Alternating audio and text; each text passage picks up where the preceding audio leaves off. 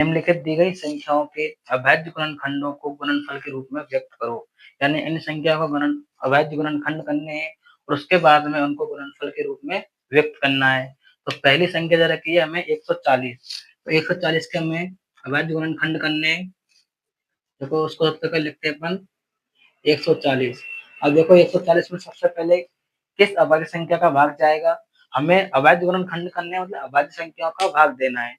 तो सबसे पहले हम इसमें भाग देंगे 2 का। 2 का भाग चला जाएगा क्योंकि इसमें इकाई का अंक कितना है? 0। 2 का भाजकता का नियम होता है कि जिन संख्याओं के इकाई के अंक में 0, 2, 4, 6, 8 यानी कि सम हो, उसमें 2 का भाग जाता है।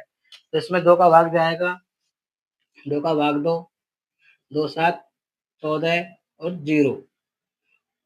अब देखो 70, 70 में पीछे कितना है? 0, यानी इसमें भी 2 का भाग चला जाएगा। कितना जाएगा? 2 तिया 6, बच गया 1, 10, 2 पंजे 10। अभी कितना हो गया? 35। क्या 35 में 2 का भाग जाएगा? नहीं जाएगा। क्यों? क्योंकि इसमें क्या है? इकाई का अंक क्या है? विषम है, 5 है, तो इसमें 2 का भाग नहीं जाएगा। अब 2 के बाद हम भाग देके देखते हैं 3 का। क्या इसमें 3 का भाग चला जाएगा? 3 की भाजकता का नियम क्या होता है? संख्या के अंकों का योग में यदि 3 का भाग जाता है, यदि संख्या के अंकों के योग में 3 का भाग जाता है तो वह संख्या 3 से भाज्य होती है। तो संख्या लिखी हुई है 35, इसके अंकों का योग करो, 3 और 5 8। 8 में 3 का भाग नहीं जाता है, इसका मतलब इसमें 3 का भाग नहीं जाएगा। 3 के बाद में हम अगली अभाज्य संख्या देखते हैं 5। 5 का भाग देके देखो, 5 की भाजकता का नियम क्या होता है? 5 की भाजकता का नियम होता है इकाई का अंक 0 या 5 हो, तो इसमें 5 का भाग, इकाई का अंक कितना है? 5, यानी कि इसमें 5 का भाग जाएगा। 5 का भाग कितनी बार गया? 7 बार। अब देखो 7, 7 स्वयं एक अभाज्य संख्या है, तो 7 में किसका भाग जाएगा? केवल 7 का। तो इसके अभाज्य गुणनखंड कितने हो गए?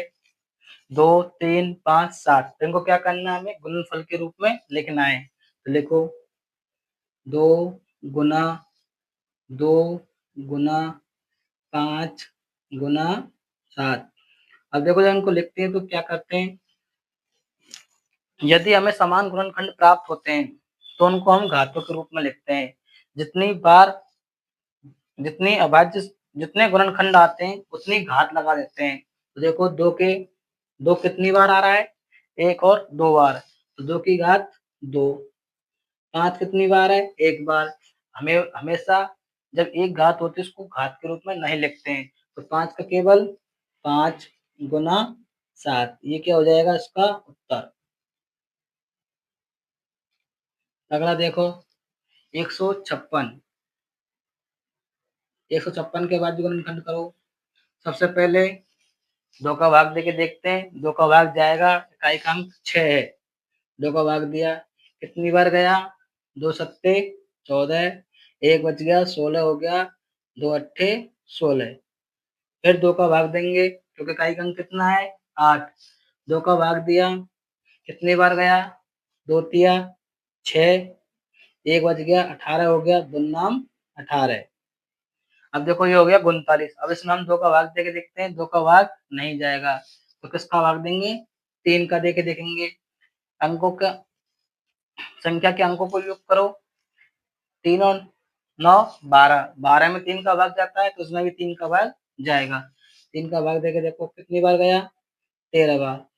हम जानते हैं 13 खुद एक अभाज्य संख्या है, तो इसलिए 13 में से 13 का भाग जाएगा 1 बार। तो इसके बाद गुणनखंड कितने हो गए? 2 गुना 2 गुना 3 गुना 13। अब देखो 2 कितनी बार आ रहा है? 2 बार। तो इसको हम कैसे लिख सकते हैं? जितनी बार आता है उतनी घात लगा देते हैं। तो 2 की घात 2, 3 तो 1 बार है ये, 13 भी 1 बार है। इसके बाद आगे देखो 3825। इसको करके देखो। सबसे पहले 2 का भाग देके देखेंगे। 2 का भाग नहीं जाएगा, क्यों? इकाई का अंक 5 है। अब 3 का भाग देके देखेंगे। सबसे पहले इसमें हम अंकों का योग करते हैं। 3 8 3 11, 11 और 2 13, 13 और 5 18, यानी 3 का भाग चला जाएगा।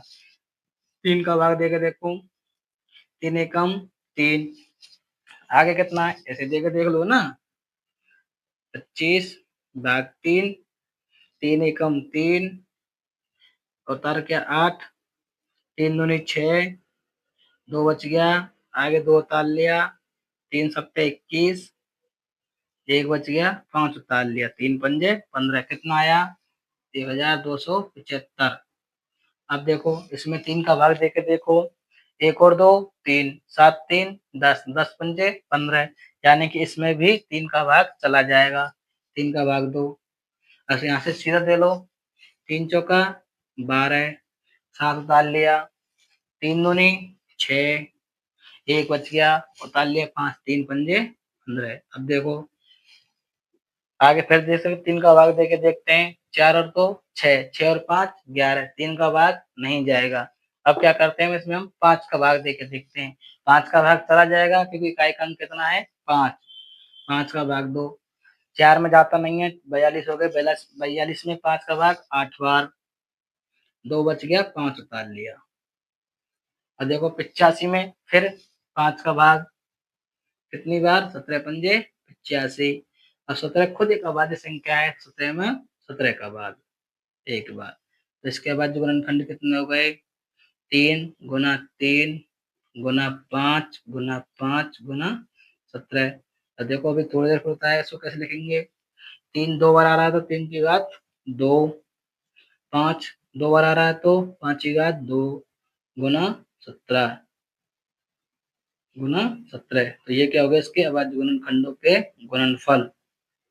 ठीक है, इसके बाद हम अगली संख्या फिर हम देखते हैं 5005। तो देखो इसमें 2 का भाग नहीं जाएगा, 3 का भाग 5 और 5 10 नहीं जाएगा, तो किसका भाग जाएगा 5 का भाग, क्योंकि इकाई का अंक कितना है 5, 5 एकम 5 0 0 और 5 एकम 5।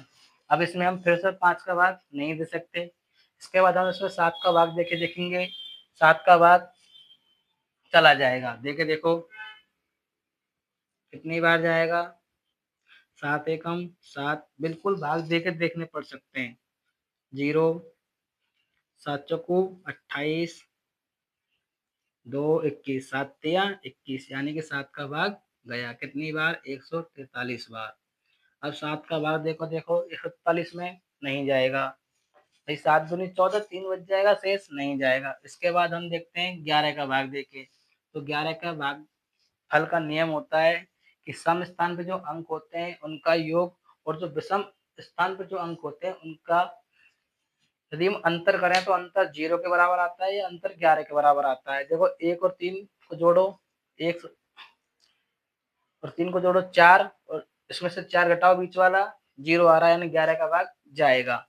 तो देखो 11 एकम 11, 11 3 33, अब बच गया 13, 13 खुद अभाज्य संख्या, 13 में 13 का भाग। इसके बाद जो गुणनखंड कितने हो गए 5 गुना 7 गुना 11 गुना 13, ये इसका। उसके बाद देखते हैं हम 1734 और 7429 में, तो इसमें जब भाग देके देखेंगे तो ना इसमें हम 2 का भाग दे सकते हैं, ना हम 3 का दे सकते हैं, ऐसे ही ना इसमें 5 का दे सकते हैं, ना ही 7 का जाएगा, ना ही 11 का जाएगा, ना ही 13 का जाएगा, इसमें भाग जाएगा 17 का।